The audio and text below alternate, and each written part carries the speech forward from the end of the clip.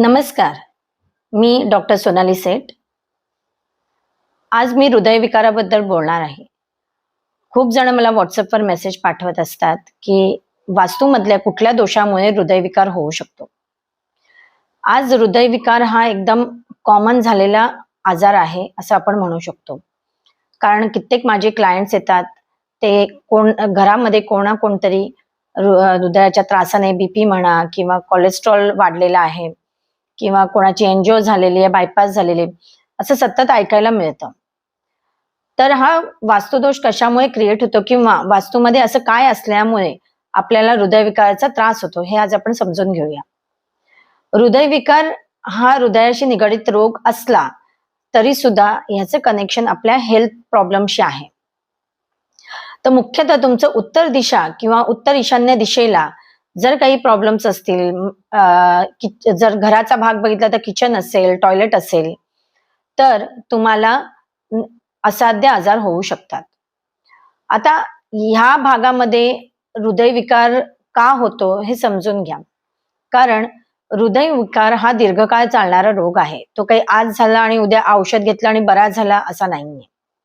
हा जर तुम्हाला आजार झाला असेल तर ह्याला सुरुवातीला तुम्हाला काही काळ लोटल्यावर तुम्हाला ह्याची लक्षणं दिसायला लागतात. त्यामुळे सुरुवातीला लोकांना कधीच कळत नाही की आपल्याला हृदयविकार आहे. काहींना हळूहळू जर त्या व्याधी वाढायला लागली, मग दम लागणं असेल किंवा इतर काही लक्षणं असतील, त्यामुळे त्यांना कळतं की आपल्याला हृदयविकार झालेला आहे. आता हृदयविकारमध्ये उत्तर आणि उत्तर पूर्व ह्या मधला जो भाग आहे हा खूप महत्वाचा आहे. त्याला आपण नॉर्थ ऑफ नॉर्थ ईस्ट असं म्हणतो, म्हणजे उत्तरेचा ईशान्य भाग असं त्याला आपण मराठीमध्ये म्हणू शकतो. NNE असं आपण त्याला म्हणतो. आता ह्या भागामध्ये जर तुमच्याकडे टॉयलेट असेल, किचन असेल किंवा काही अँटी ऍक्टिव्हिटीज असतील, जसं तिथे तुम्ही गिझर लावला असेल किंवा तिथे तुमची वॉशिंग मशीन आलेली असेल, मिक्सर असेल किंवा इतर काही उपकरणं असतील, तर तुम्हाला हा आजार उद्भवतो. त्याचबरोबर तुमच्या नैऋत्य दिशेलाही जर प्रॉब्लेम असेल, आता तो प्रॉब्लेम कशा प्रकारे असतो बरं?